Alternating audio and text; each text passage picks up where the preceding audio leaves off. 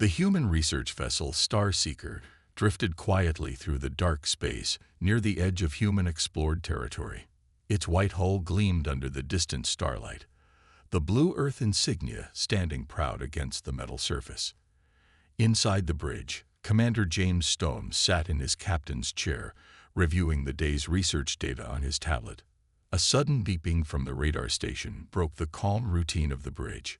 "Commander, we have an unknown ship approaching from Sector 7, reported Officer Wilson, his fingers moving quickly across the glowing screens.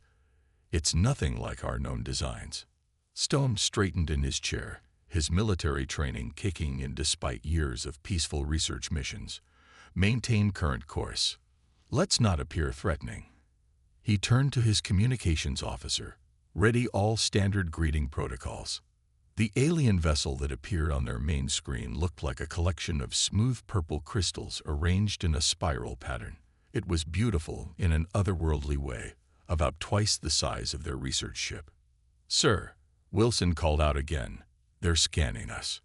Before Stone could respond, Max, the ship's German shepherd, trotted onto the bridge. The therapy dog had become an essential part of the crew, helping them cope with the loneliness of deep space. He walked up to Stone's chair and sat down beside him, tail wagging gently. The main screen suddenly lit up with an incoming transmission. The alien that appeared had a face that looked like a cross between an octopus and a butterfly, with multiple eye stalks and shimmering, color-changing skin. Unknown vessel, the alien spoke in surprisingly good English, likely using advanced translation technology. "This is Admiral Thrix of the Crystalline Fleet. You have entered space of interest to the Galactic Alliance." Stone stood up, adopting his most diplomatic posture. "Greetings, Admiral Thrix. I am Commander James Stone of the Earth research vessel Starseeker. We are on a peaceful scientific mission." The alien's eye stalks all focused on Max, who was now standing alert beside Stone. The Admiral's skin shifted from a peaceful blue to an alarmed orange.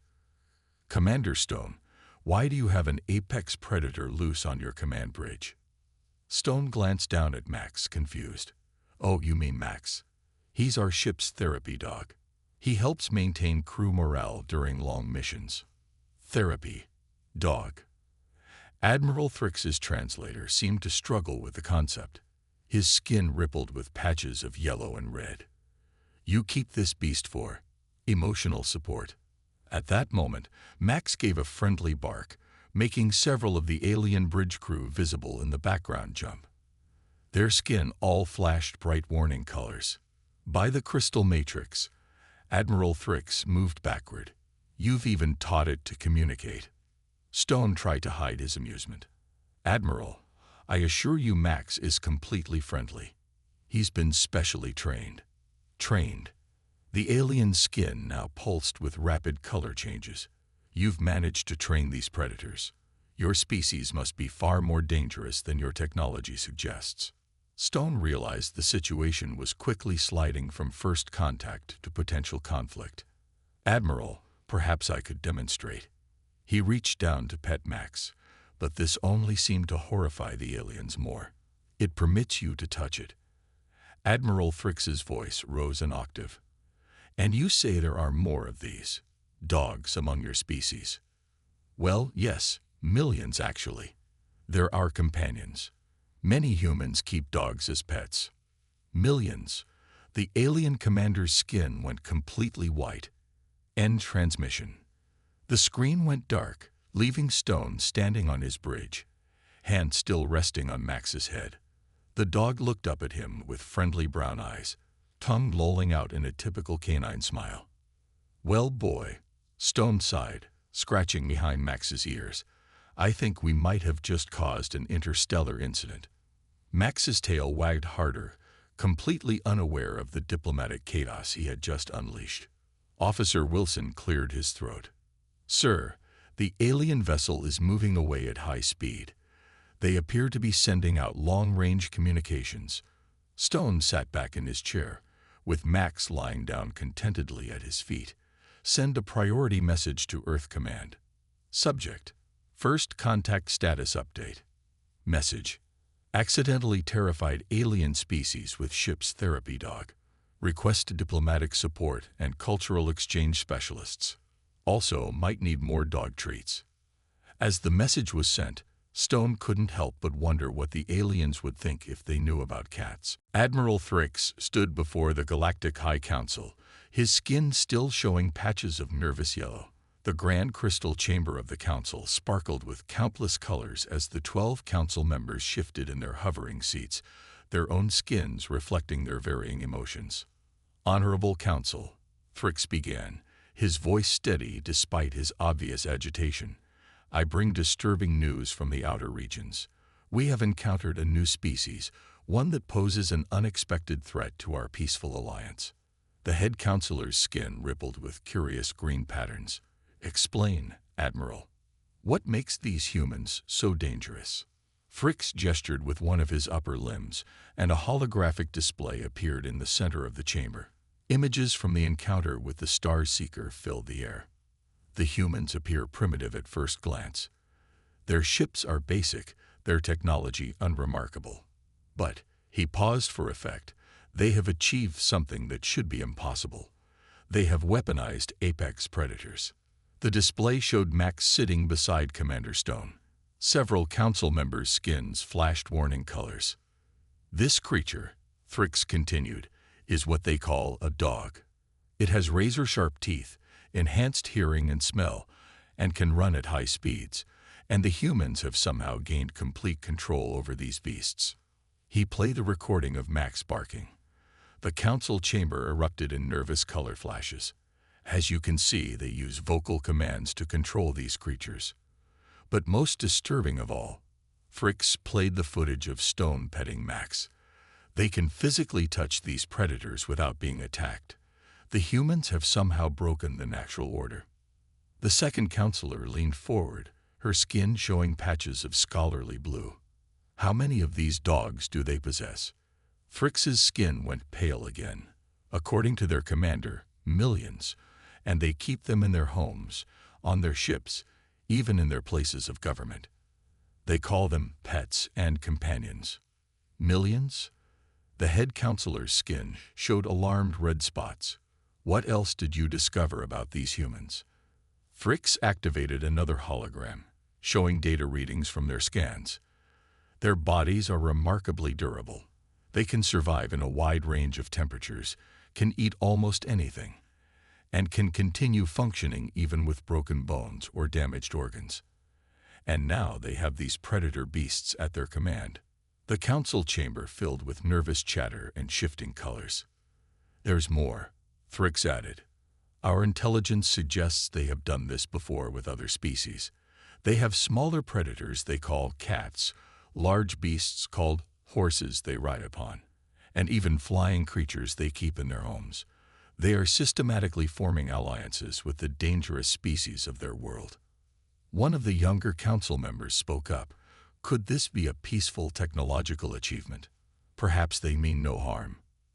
Thrix played one final recording, showing Max enthusiastically licking Stone's face.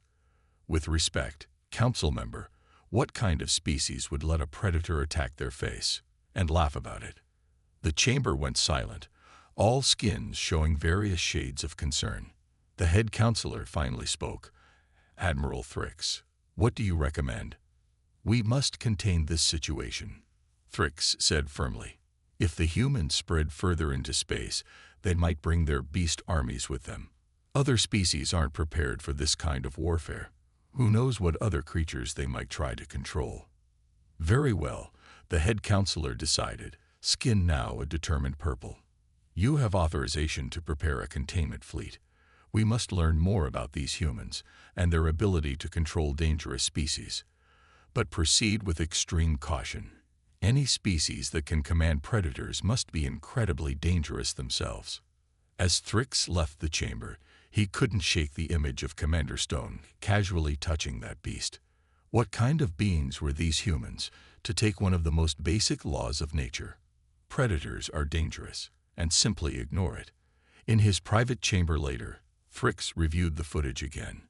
He paused on an image of the dog's wagging tail.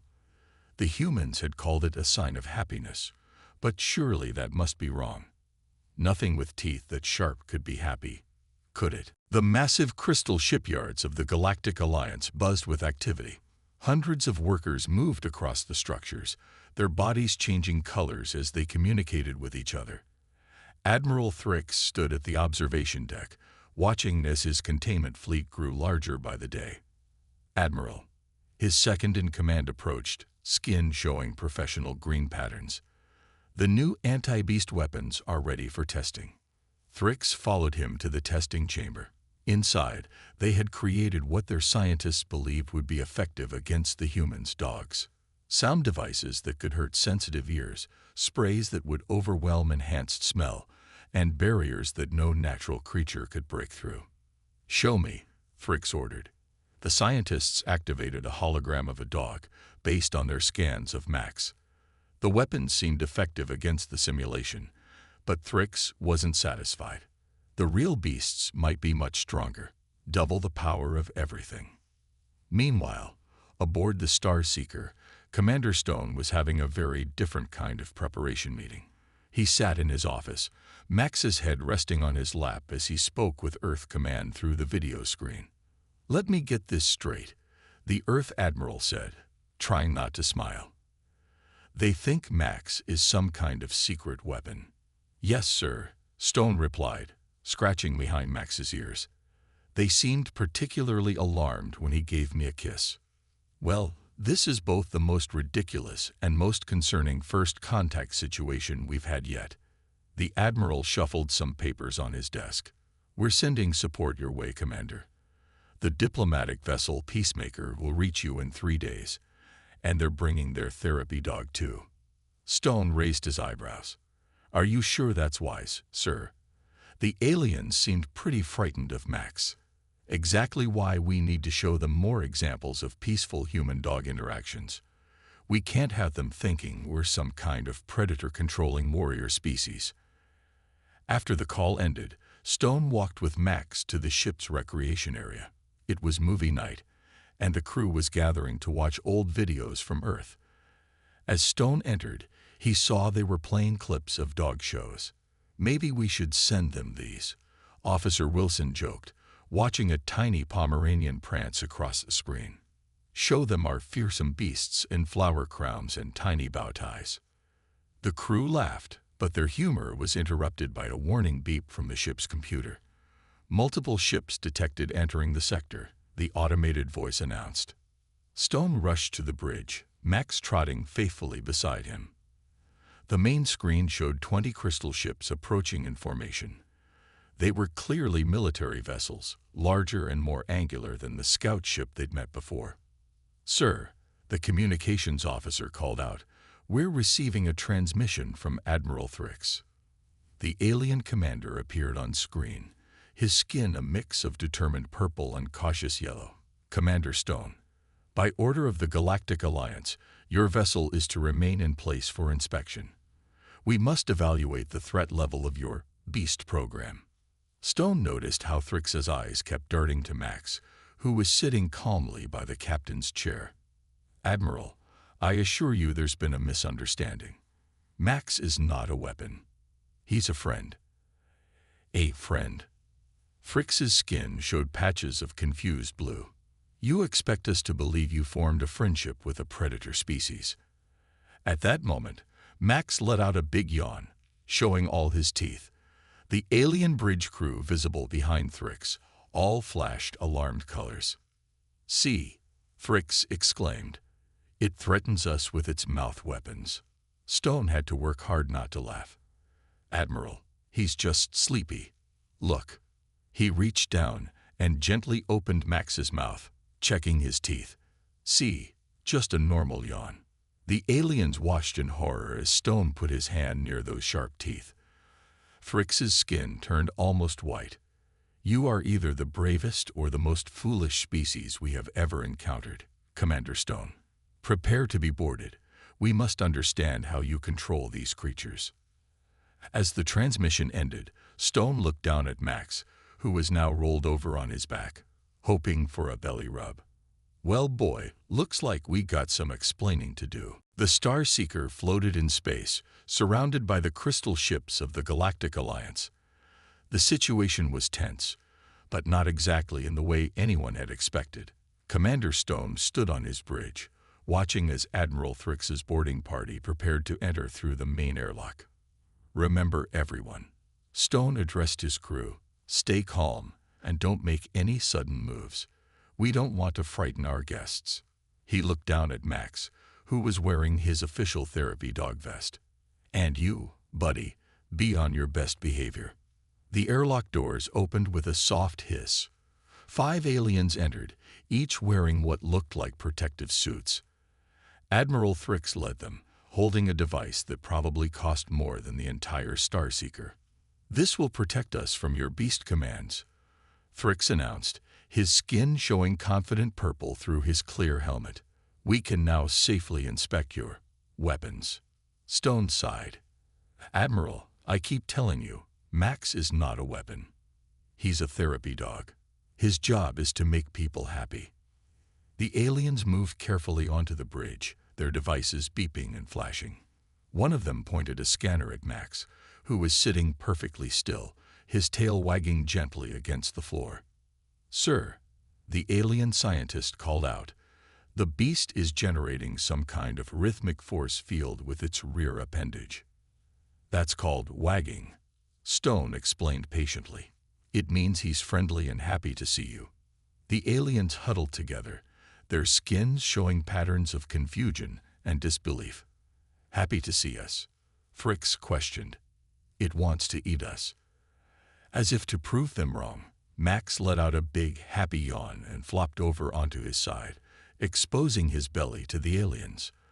The boarding party jumped back in alarm. "Attack position," one of them shouted.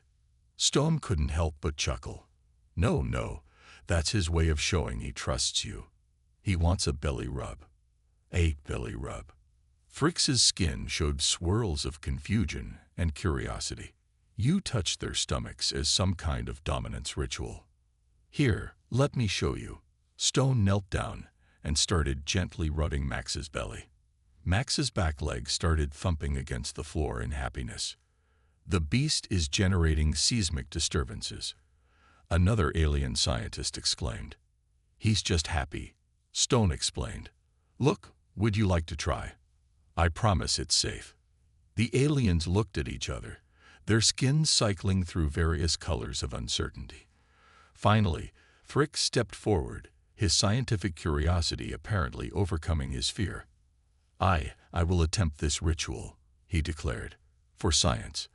Very slowly, Thrix extended one of his limbs toward Max. The other aliens watched in terror, their devices beeping wildly. Max, for his part, just lay there with his tongue lolling out, the picture of canine contentment. As Thrix's hand touched Max's fur, his skin suddenly flashed with surprise. "It's soft," he said, wonder in his voice. "And warm." Max responded by giving Thrix's hand a gentle lick. The Admiral jumped back, his skin flashing a rainbow of colors. "It attacked me with its tongue weapon," he shouted. "That's a kiss," Stone explained, trying not to laugh. "It means he likes you." "Likes me?" Thrix's skin slowly settled into a pattern of blues and greens that Stone hadn't seen before. "But I am not its commander. I have not given it any treats or commands." "That's because dogs don't need commands to be friendly," Stone said softly. "They choose to love us. That's what makes them special." The alien scientists were frantically taking readings, their devices probably overloading with data. But Thrix just stood there, staring at his hand where Max had licked it. "Choose to love," he repeated, his voice quiet. "Your species has not dominated these creatures." "No," Stone smiled. "We became friends, partners. That's what humans do. We don't conquer, we connect." Max chose that moment to sit up and offer his paw to Thrix, one of his favorite tricks. The Admiral stared at the extended paw, then at his fellow aliens, then back at the paw. What does this gesture mean?" he asked cautiously. He wants to shake hands, Stone explained. It's how we say hello. The atmosphere on the Star Seeker's bridge had changed dramatically in the last hour. Admiral Thrix sat cross-legged on the floor, his protective suit abandoned in the corner, while Max showed off his repertoire of tricks. The other alien scientists had moved from terror to fascination, their skins showing bright patterns of interest as they recorded everything. And you teach them these behaviors using only positive rewards? Thrix asked, watching Max roll over for the third time. His skin now showed patches of scholarly blue. That's right, Stone said, tossing Max a treat. Dogs are smart and eager to please. They learn because they want to make us happy, and we make them happy in return. One of the alien scientists raised a limb. But what about the sharp teeth, the enhanced senses, the physical capabilities that exceed your own? Stone smiled. Those same teeth that scare you. They're gentle enough to carry an egg without breaking it. Their superior smell. They use it to find lost children and detect diseases. Their strength and speed. They use it to rescue people from danger. To demonstrate, Stone pretended to be in distress, laying on the floor. Max immediately went to him, gently nudging his face and whining with concern.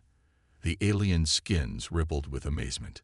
It shows concern for your well-being, Thrix observed, his voice soft with wonder.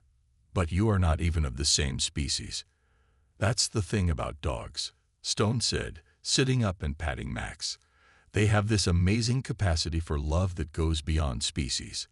They've lived alongside humans for thousands of years, and in all that time, they've chosen to be our companions, our helpers, and our friends.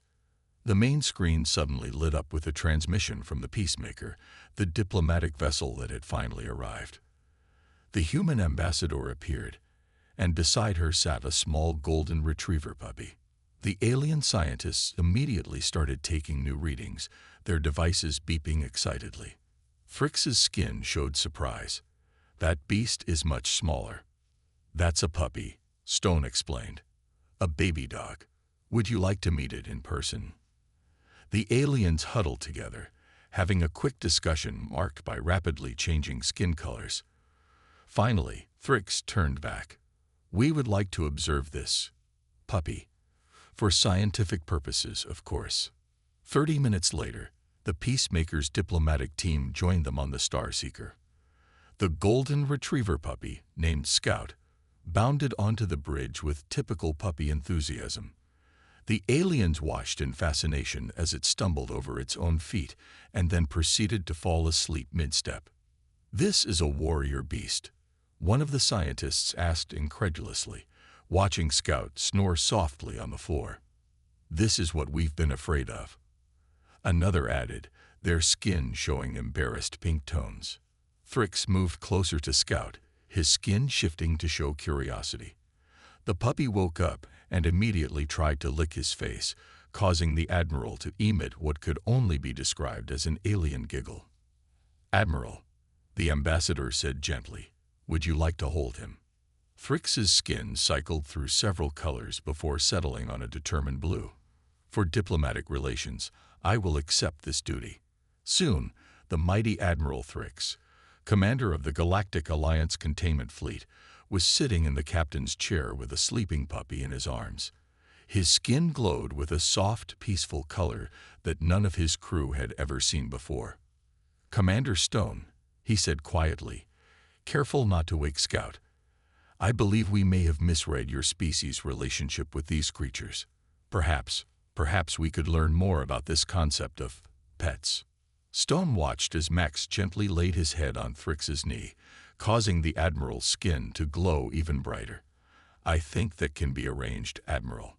In fact, I believe this might be the beginning of a beautiful friendship.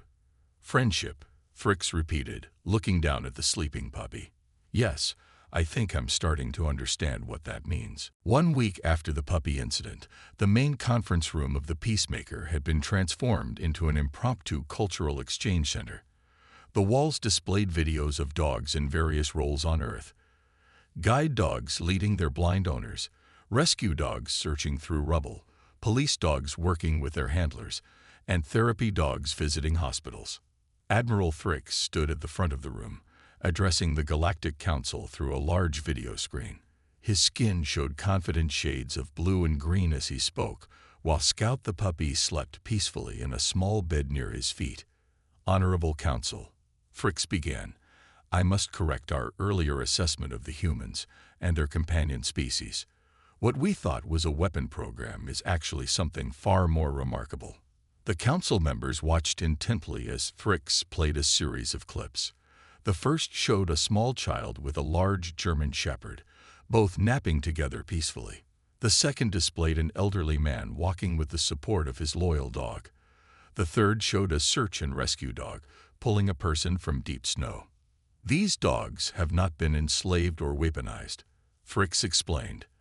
They have chosen to form a mutual partnership with humans. They help each other, protect each other, and care for each other. One council member's skin showed skeptical yellow, but their powerful jaws, their speed, their strength.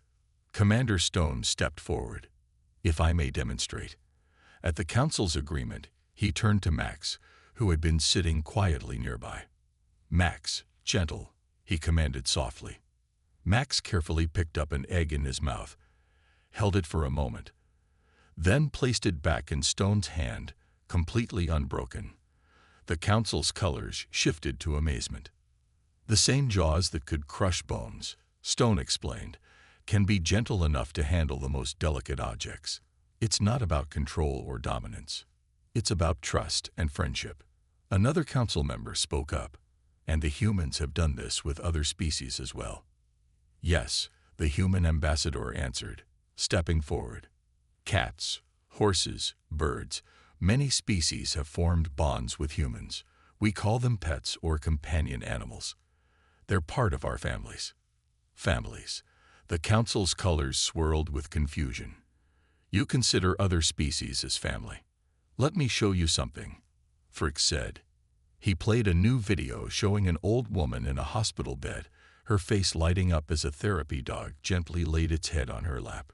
This is what changed my understanding. These creatures have the power to bring joy, comfort, and healing. They're not weapons. They're healers. Scout chose that moment to wake up and waddle over to Thrix, bumping against his leg until the Admiral picked him up. The council watched in fascination as the puppy snuggled into Thrix's arms, causing the Admiral's skin to glow with contentment. I propose, Thrix continued, gently petting Scout, that we establish a formal cultural exchange program. The humans have much to teach us about forming bonds across species. This could revolutionize how we think about interspecies relationships throughout the galaxy. The council chamber was quiet for a moment, their skins showing thoughtful patterns of blue and green. Finally, the head counselor spoke. Admiral Thrix, you entered this mission expecting to contain a threat. Instead, you appear to have become quite attached.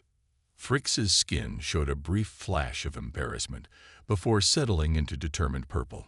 Yes, counselor. I have learned that sometimes the things we fear the most can become our greatest sources of joy. The humans haven't conquered these animals. They've befriended them. And perhaps we could learn to do the same. As if to emphasize his point, Scout chose that moment to give Thrix's face a tiny lick, causing the Admiral's skin to glow with happiness.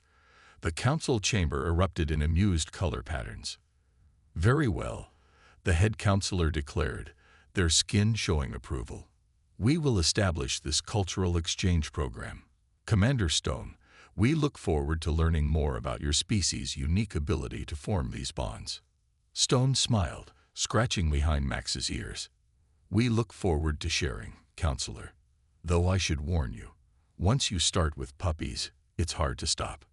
The entire room, both human and alien, shared a moment of understanding laughter.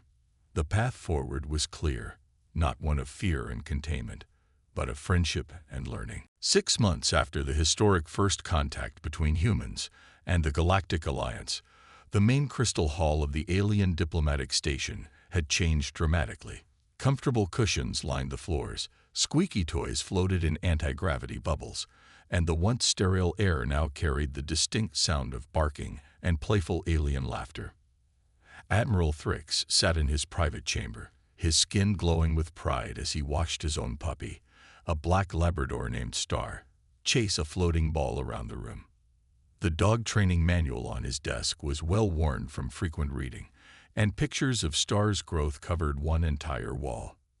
"You know," he said to Commander Stone, who was visiting for their weekly cultural exchange meeting, "6 months ago, I thought I was protecting the galaxy from dangerous beasts.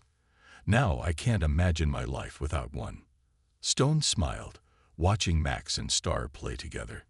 "It's amazing how things change. How many aliens have adopted dogs now?" Thrix's skin showed pleased purple patterns. "Over 300 families across 12 species. The waiting list for our interstellar pet adoption program is getting longer every day." He paused as Star brought him the ball, his skin glowing brighter as he threw it again. "Though I must admit, some of the other species are having interesting experiences." He pulled up a holographic display showing various scenes from around the galaxy. A tentacled alien trying to figure out how to hold a leash with its 15 arms. A floating gas-based species discovering that dogs could detect their presence even when they were invisible. A crystalline being learning that dogs love to play fetch with their shed crystals. The floating clouds of Nexus 7 have become particularly fond of border collies. Thrix chuckled, his skin showing amused patterns. "They say the dogs' herding instincts help keep their young gas clouds from drifting too far away." Stone laughed. "Well, humans have been finding new ways to work with dogs for thousands of years. It's nice to see that continue across the galaxy." The station's announcement system chimed softly. "Admiral Thrix, the puppy training class is ready to begin." "Ah yes." Thrix's skin showed excited swirls. "I'm teaching today's class on basic commands. Would you like to watch?" They walked to the training area, where 20 aliens of various species sat with their puppies. Some had modified their bodies to better handle dogs. Extra arms for belly rubs, specially designed treat dispensers, even built-in ball launchers. "Welcome to Basic Commands," Thrix began, his skin showing teacher mode blue. "Today we'll learn the sacred human ritual of sit, stay, and the most important one, who's a good boy." Stone watched from the back, trying not to laugh as the aliens seriously repeated the phrase, "who's a good boy," in various languages and tones. Max sat beside him, tail wagging as he watched the puppies. After class, they walked to the station's observation deck. Earth was visible in the distance, a small blue marble among the stars. Beside it, construction had begun on the first galactic dog park, a space station designed specifically for interspecies pet playdates. "You know," Thrix said, his skin showing thoughtful patterns, "the Council has officially classified humans as friend makers in our species database. Your ability to form bonds with other species is being studied across the galaxy. Some are calling it the greatest diplomatic skill we've ever encountered." Stone smiled. "We just like making friends, whether they have 2 legs, 4 legs, tentacles, or are made of living crystal." Indeed. Thrix's skin showed happy swirls as Star curled up at his feet. The galaxy was so vast and lonely before. Now, thanks to these wonderful creatures and your species' willingness to share them, it feels more like home, Stone suggested. "Yes, exactly like home." Thrix's skin glowed warmly. "Though I still have one question that no amount of research has answered." "What's that?" "Why do they insist on chasing their own tails? My scientists have run countless simulations and still can't figure out what they expect to achieve." Stone laughed, watching as Star noticed her own tail and began the eternal chase. "Admiral, some mysteries of dogs even humans haven't figured out yet. That's part of what makes them special." Max and Star played together in the artificial gravity, their joy transcending species and space, while Earth and the stars spun slowly in the viewport behind them. The galaxy had changed forever. all because of a simple misunderstanding about a very good boy.